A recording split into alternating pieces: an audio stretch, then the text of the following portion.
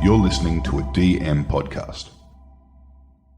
Welcome to Over the Back Fence. I'm Di Edwards. I'm Nicola Dale, and we're buddies of nearly 4 decades. And yes, we actually do happen to share a back fence. We do. We love parties, people, inspirational stories, and honestly, making the most out of life. So join us as we open our hearts, share our stories, and hear from some of the most inspirational people in the world. And have a laugh along the way. Yeah. Enjoy. Nick a Wish. Tidy. I've got so many nicknames for I you. know, I love seeing you. Yeah, I love Monday seeing morning. you. I've even worn some makeup today. I know, you look pretty with makeup. I normally don't wear makeup in here. See, I thought we were starting a podcast that no one would see us. Damn it, they do teasers and I've got to put lipstick on. I'm a beach bum these days. You know, I wanted to have a little teeny weeny chat about rest. Can I yawn? You can. 1, 2, 3. Now, this is going to be a fun rest It's just one. like, you know, I was thinking the other day about all of the people that we've interviewed this year and how dynamic, and usually they are, let's be honest, most people sat at that microphone opposite us are extremely dynamic humans. I agree. Whether they get home and they've got 3 children and they're running a business with 10 to 100 people, maintaining a beautiful relationship, traveling, coming back, jet lag, whatever. And I was thinking, let's have a quick chat about balance, about rest, about stopping. Like how important that is. Well, you know what, you're spot on, because it is important, because when you go, and look, hey, I'm guilty of that a lot of the times then sometimes it's a crash landing, and sometimes it's your body, and look, hey, I had a hip replacement. So, I mean, that was a real crash landing for me, you know.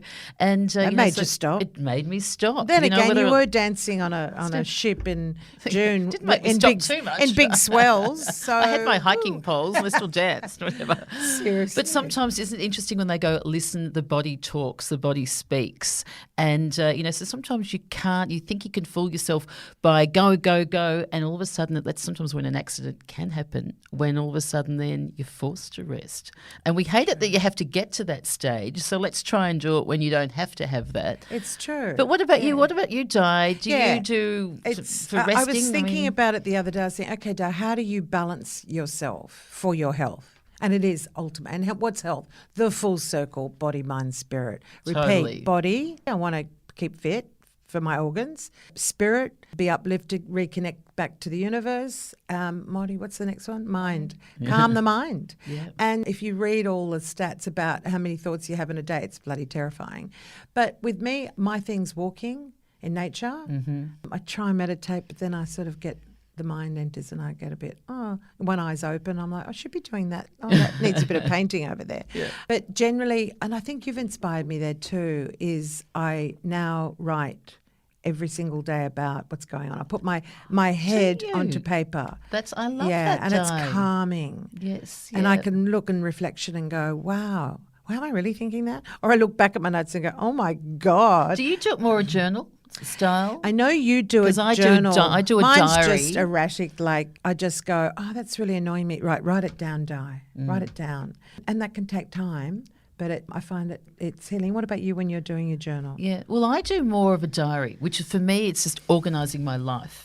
And then from that, then I might put like little stars and asterisks for, you know, certain things. And then I'll have a separate time when I might journal something, some thoughts. But mine's more of sort of like planning my life, what I'm doing and activities and dinners and functions and whatever. That's how I've done it, as you know, since I've been 15. Yeah. And I'd nearly feel lost without it. Even though you can have a diary on your mobile phone, it's just not the same as You have a tiny book too. It's only it's a only weenie a small one. exactly. Yeah. But they also say when you write it down, it's nearly more powerful than actually if you type it in your notes. It's the creative side of us, Yes. which if you tap into that, it's just could speak 1,000 And I words. think that Excuse the pun, but yeah. is to help my mind when you say the different aspects of it. Like you, I love walking. Yeah. And that's just fantastic. And you know, with whether Fred it's the with dog, that Fred helps. the cobber dog, Yeah. love that. The Or way with she says that. girlfriends. She doesn't say that about Richard or me. She goes, Fred the copper Copper dog. dog, I Always know. goes this inflection. I love it. I love it.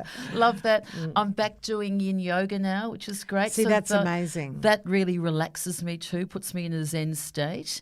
And then I think those tips like from Lee Holmes, I had magnesium, some melatonin at night time just to try and, get me to sleep when you can. So if your mind's calm. But with all our inspiring guests, they're all doing so much. Incredible. But it is the importance Probably of rest. they haven't. I think we need to hone in a bit more on that with guests. Listeners, write in if you agree. Like, I'd love to know your feedback on what you do to stop. I'd love and to I hear mean that too. stop. DM us. Let us know. Matthew McConaughey, the green light and the red light. Yes, I what love do you do that for the red book. light? Yeah. To stop. That's right. And What what's do the you amber do? light? Yeah. I also forgot ice one on baths. it. I'm doing ice baths. Oh, wow. Which sounds crazy, but No, ice baths I use are that in. to rest. No, absolutely. Like rest everything. Well, I tell you I what. mean, but rest, yeah. All our listeners would have heard many a time, mostly I'd say in the background is our fabulous producer, Sam. Yeah. Well, we have got her. She's jumped the other side of the fence. She has. And so we're welcoming. How about where we met Sammy? I know. Well, we're Sammy welcoming the seal, Sam I back. call her. Well, we want to talk about Sam. But first of all, let's welcome Sam. You're going to hear her, straight from the back fence in your Thank ears. you. It's very exciting to be here. And it's such an interesting story how we met, because people often say, how did you start producing this podcast? Like, how do you know these women? Yeah. We're 20 years older. I met them Yeah. at the retreat I worked at in Phuket, and they're like, what? It is random, It is isn't random. it? I love Yeah. random. Yeah, so do I. We're random. Yeah, we're random. I was trying to remember what year you both came. it was I know Nicola came 2019, several. 2019. Was I it? Yeah, 2019 in March is when I first met Sam. Okay. And then When Di we came came. later on in 2019 in It October. was 19. Yeah. Right. Oh, wow. And then I went I a didn't know third that. time, which I Yeah, think you'd left I because that had was left. post the COVID Yes, thing. absolutely. So, but we'll talk. We sort of like came and she left. inclusive, and but with we have to mention too with Sam. We were saying with rest, and I was saying how the body talks, and sometimes you get injuries. Sam, what's happened to you? Yeah. Yeah, it's just a minor 3 weeks ailment. ago now. So, I was injured playing basketball. An opponent ripped the ball so hard that she pulled my arm out of its socket. So, dislocated my shoulder, fractured it, tore the key ligament. Was told I would probably need surgery, but last week I was cleared, so I don't need Hallelujah. surgery. So I'm very, very grateful. But yeah, so I've been resting. Does that go? Yeah, Just for 3 weeks. that's the Does that understatement. opponent know the consequences of what happened? Not Has it yet. got She back? knows an ambulance was called. She knows that I dislocated the shoulder because she saw Has she it. text you? No. Okay, well, she She listening. doesn't know how much. Oh, Anyway. darling. But it wasn't anyway. We won't go into it. No, any no, further. no. It should It's happens getting when better. you play sports. But look at her; she looks $1 million, I know. doesn't she? She is $1 million. Well, And how inspiring you were for both Nicola and I when we were in Phuket. I mean, you're a life coach. Yes. And when we listen to Sam, you just put it, so succinctly, so simply, so user-friendly, the way you approach life. I mean, I think there was one specific thing you want to focus on with Sam today. Yeah, well, I loved it with Sam. Just sort of going back to my memories of you, Sam, is you're riding the bike and your hair would be up there and you'd ride the bike and throw it on the side there, and next minute it'd be in Phuket and then the classes would begin and Sam would give these life coaching classes. And one of the ones that particularly took my interest was the one on self-love. Yeah. And I've never forgotten hone it. on that. Let's And, work on that So can you today. tell us a bit about the importance of self-love and tips for our listeners about it? Thank you. I'm so glad that was your favourite talk. That was Really? my favourite talk. Was it? I Wow. gave that talk for years and years, hundreds of times. And the reason why I gave it, this wasn't the first talk I gave. I was living in Phuket for a couple of years before I even created that talk, because I was on my own journey with self-love. So it came from a very personal place of having body image issues myself, having an eating disorder, having very kind of self-critical thoughts and working through that for myself. But then the more and more I coached people, I saw, hang on a second, every single issue I've ever seen in anyone's life, whether it's to do with their relationships, their work, whether they can't set boundaries, whether they're people pleasers, which we've heard a lot about in this podcast with so many of Haven't our we? guests, whether it's an addiction, whether it's overeating, it didn't really matter what it was. I realised that for me, in any case, the root cause and the thing that was going to help their healing was improving the relationship that they had with themselves. That everything came back to, did this person think they were worthy, they were lovable, they were deserving? Did they really respect themselves, trust themselves? Were they kind to themselves? Did they have self-compassion? And I was like, if people treated themselves as if they were their best friend, as if this was the most important relationship of their life, their whole world would change. So I was like, how can I teach that? What are the lessons? What are the tools? How can I make it practical?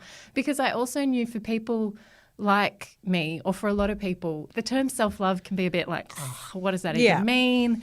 A lot of people online just kind of talk about it in very superficial ways of like, oh, they talk about self-care, like, oh, go and get a massage, or, you know, and I'm like, that's not it's superficial is the word, it's so not going deep. Exactly. Yeah. I became fascinated in how could I pull it apart? How could I come up with a framework, and how could I then give people a toolbox, not so that you have to do 1,000 things every day, but so that you can find the one tool within that toolbox that might work for you, so that you can just be kind to yourself. Because I self-love this. You know how we always say, I love this. Love this.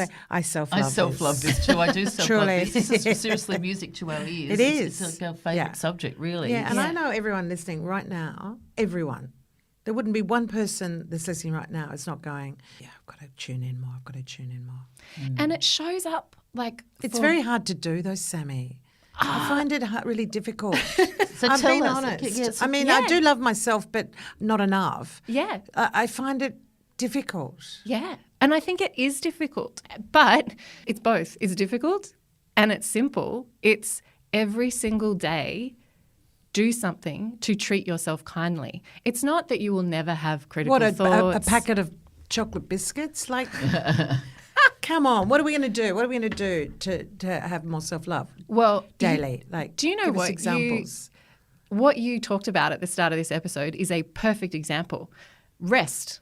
Oh, hello. Yeah, That is hello. a self-loving thing to do. So here's a question. She's right. It's simple. I like that I one. love it. And Sam, Tick. Just puts the whole thing in together, doesn't she, like a neat bow? Yeah, we love that bow. Here's a question that I will give you and every listener.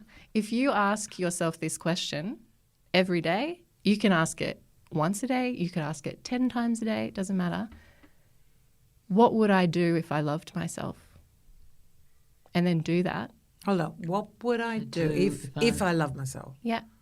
Because here's an example. Sometimes, That's a good question, isn't it? Oh, it's got sometimes me thinking. Wow. you wake up in the morning, you have tons of energy, you're feeling good. Nicola, yes, I'm pointing yes, at you yeah. because you're so, everybody knows you're so energetic, right? And you want to go. Road Yeah, runner. I do. Road runner. Yeah, I'm And you're full of feeling beans. good, right? Yeah. So if you ask yourself that question, like today, I know you've got plans after this podcast, you're going to go. Yes. Because if I loved myself today, I'm going to go because I right. love it. I've got energy.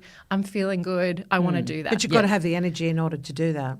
Tomorrow you might wake up and if you ask that question, what would I do if I loved myself? It would be like, go back to bed because I need a bit of rest today. Yes. For example, I'm not saying that's Exactly. going to happen tomorrow. Tick. But asking that question Yeah. just gets you to go, huh? And it's the same thing. Imagine you make a mistake. This is when people's self-critical thoughts really kick in, right? If they fail, they make a mistake or they do something they're embarrassed about. And in that moment, they're feeling like, oh, I'm such an idiot, or I shouldn't have done that. I can't believe I did that, or whatever they're feeling. Yeah. What would I do if I loved myself? Well, I might say, you did the best that you could. You're okay. It's just a mistake. Tomorrow's another day. You'll be fine. It's that compassionate voice that That's beautiful. That's What would I beautiful. say if I love myself, or what would I do if I love myself? I think it's I think either. there's to As me, in- it's what would I say if I love myself. in that instance, Yeah, yes. yeah. But sometimes the thing is an action, like having an Yeah. app. Yes. So I Yeah. don't think To me, it's say it first up. You know, you're tired. You're worn out. You know, to me, it's Yeah, more and of a then it say. might be that a do. resonates better Yeah. with me. it might and then be a, do follows. I'm going to such. call Nicola because Yeah. she always makes me feel better. Yeah. And this is where it's Well, not. sometime I want to kill her. This is where what I love about coaching is when you really look at coaching is asking powerful questions because it's not prescriptive. And this is what I don't like about some of the coaching world and some of the messages that we see, whether it's on social media or on websites, is people saying, here's the 5 things to do to have a good day. Or Yes, yeah. here's do this. You wake up at 6 a.m. and you do. And that might work for someone and it's not going to work for someone else. No. The point of a question like that is not to say, oh, the loving thing to do is this. It's to get a person to ask themselves, what would be loving for me right now? And Sam, tell us the difference between that and someone who's going, is it all too much about me, me, me? Is it a bit narcissistic if you're going to go, my whole thing is about me, me? You know, like what's the difference there? You know, someone listening to this at the moment going, I don't want to be too much about me, me, me in the morning. Is this right for me? You know, I was just wondering. But that's your energy bank, isn't it? If you haven't got that, Phil, yeah. to step No, into I'm so life. glad you asked wondering, it because very often people who are concerned about becoming more self-loving, they say to me that exact thing, Nicola. Yeah. They say, they but feel when does it guilty. become selfish? When does it Yes. become narcissistic? Yes. First of all, I would say narcissism, we're talking about a totally Different different ballgame. thing. Yes. I promise you a narcissist is not actually being self-aware and reflective. No. They don't have that ability. They have all kinds of insecurities and things going on. So narcissism, slightly different, but selfish for sure, right?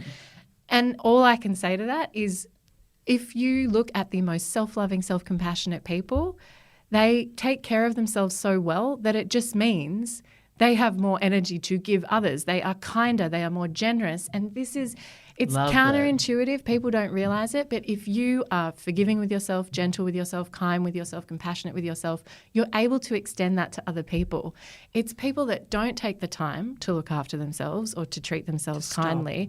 rest. It's the people that judge themselves, that are critical of themselves, that never rest, that go, that are then judging other people by that standard. That's so true, isn't it? Yeah, absolutely. And people who 'cause they're then not criticise stopping. others Yeah. sometimes It's because if they're they stopped criticising and themselves. and love themselves. Oh, here we of go. Here we all go. is learning to love yourself. Isn't that the words? Whitney. Yeah, go Whitney. Well, now, what about Sam? I remember you showing you had a little baby picture of yourself. Yes. Tell us we about love that. This is my favourite Oh, tool. and is that in your bum? It's my That's a good idea, screensaver actually. on my phone. And this, for anyone that finds it that they're being mean to themselves or critical or, just treating themselves badly every now and then, like we all do, put a photo of yourself under the age of 5 on your phone as your screensaver. Because below the age of 5, kids don't have any issues with self-love or self-worth, right?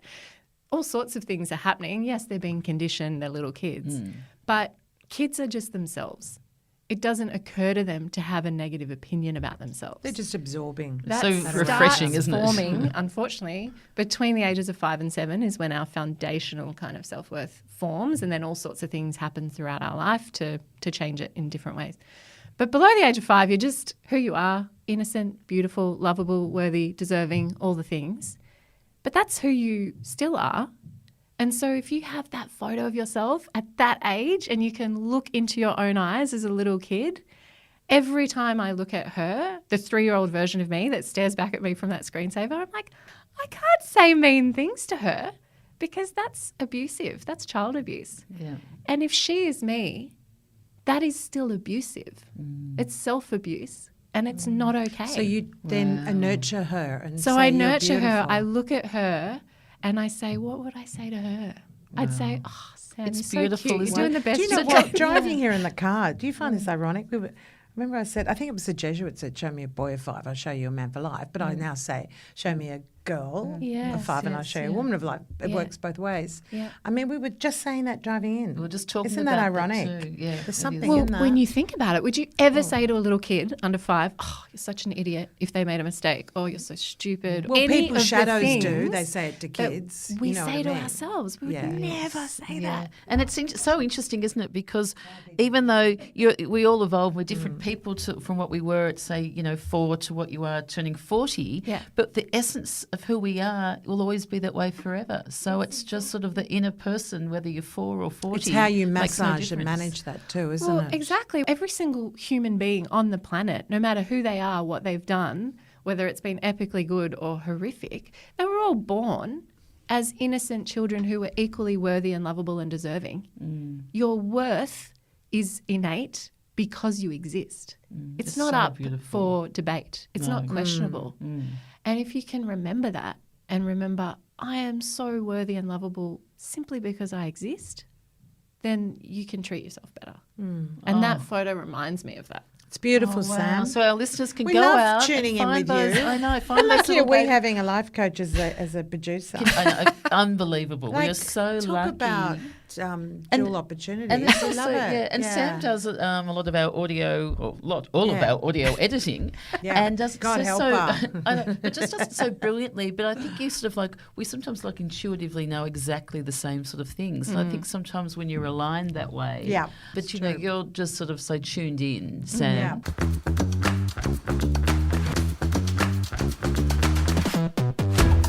How lucky we are having Sam as a producer to actually tell us in our ears too, how's it going for you, Sam? Like, we know when we asked you what the start of the year, what do you think about being a producer for us? You know, has our podcast got any legs, or what do you think? Tell us from your point of view. I think, I mean, it definitely has legs. It's great. It's so fun. For me, it's been like such a thrill. And for the listener out there who's like, why is this life coach producing a podcast? Just so you know, my first career was in media and production. So I was a TV producer for 10 years. I actually, thankfully, can edit and produce. It's not like a random, I'm a life coach that just jumped in. But And you've had your own podcast too. I haven't have you? had my own podcast, yeah. But from the perspective of being involved in this podcast, it's so much fun. You ladies are the best. The people you interview are so great. The conversations are wonderful. It's just a joy listening to you two because, yeah, it's just so natural, the conversations that you have, the questions you ask, the people you have on. It's the best because that's what I missed about, you know, when I was in Phuket and I was coaching all the time in person. I got to sit and have these very real conversations with people about their lives and their stories and what had happened to them and what they were struggling with. And I feel like being in this room, I get to be a fly on the wall for those type of conversations again. So even though it's not coaching, to me it kind of is. It's this gift of someone giving you their story, trusting you with the things that might have been the most vulnerable moments in their life, the dark times, the rock bottoms. We've heard so many guests open up about those moments that kind of crack them open. And that, for me, that's why I coach, is to be able to hear that. And the fact that I get to hear it as a podcast producer, I'm like, bring it on. I love it. Wow. Aren't we lucky, Jodie? I think that we're losing our jobs. So I think, honestly, I can just listen to you all day. It's just really, you've got a beautiful voice. Oh. And I just love hearing, you know, because you're sort of, you know, not saying, you know, you're doing all your work here and only occasionally we're getting you here on the floor. So I just love it.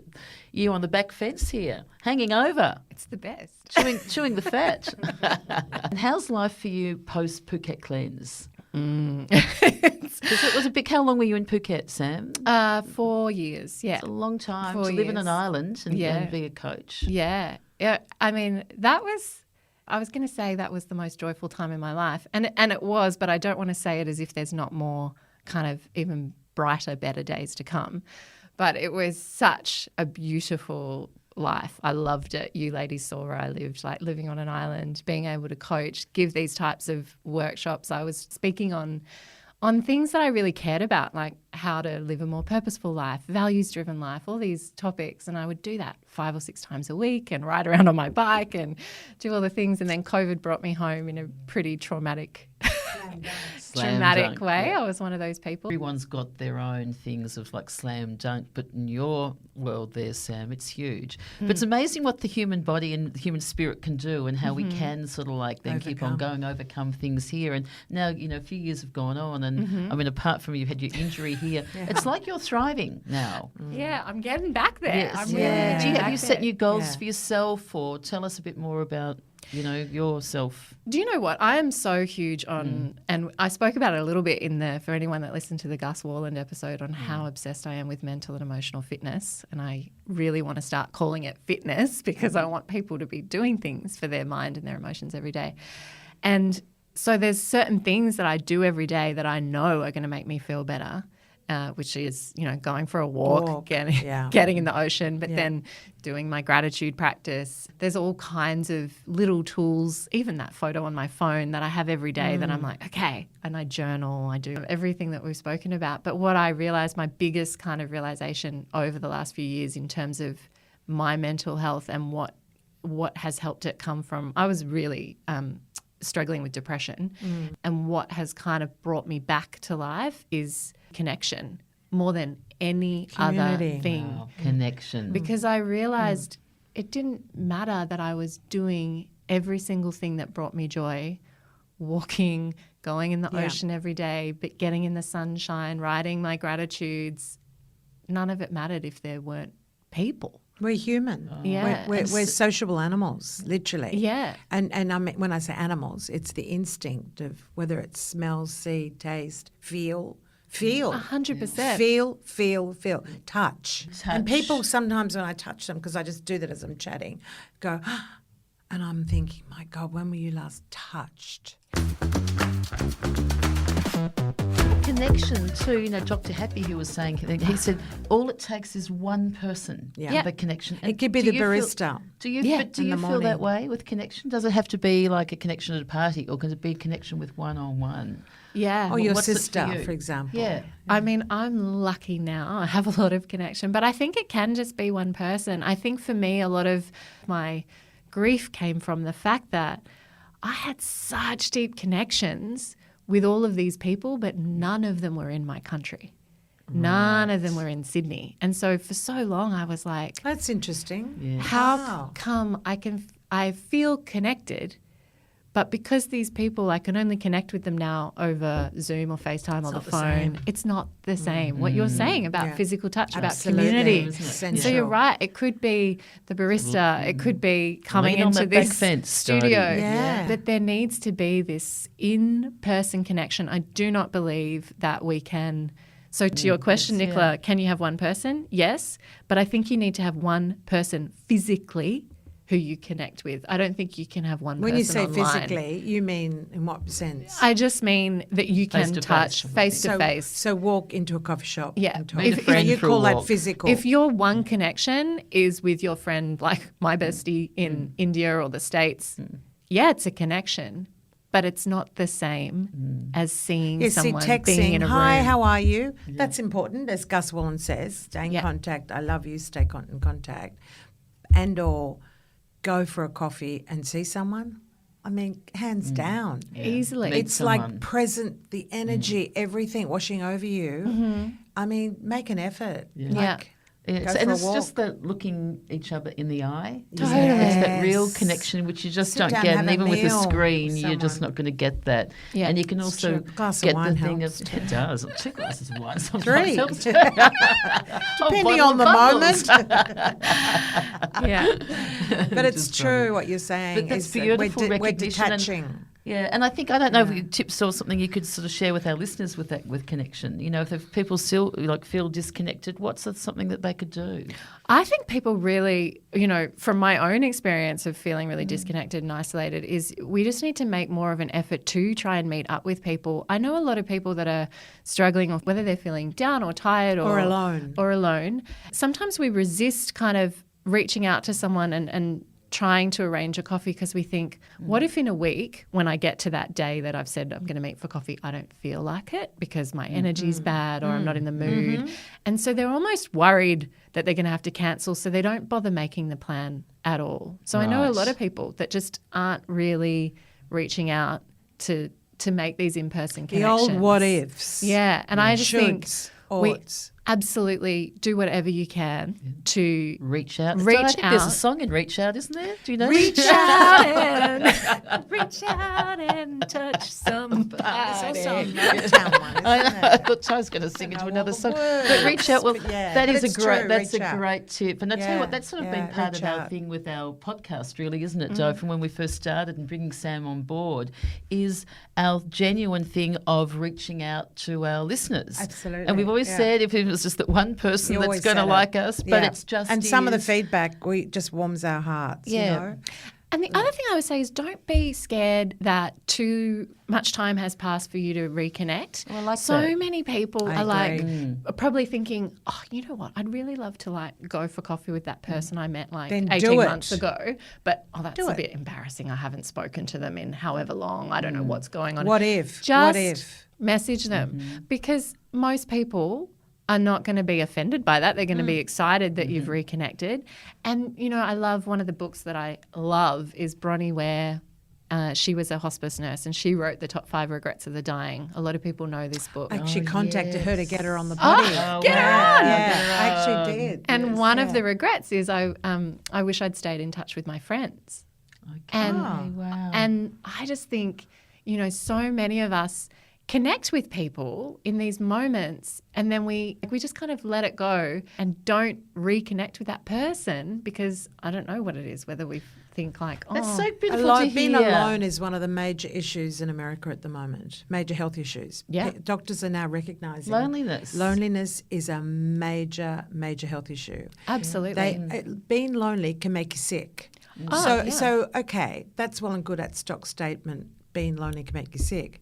Well, think about the consequences of that.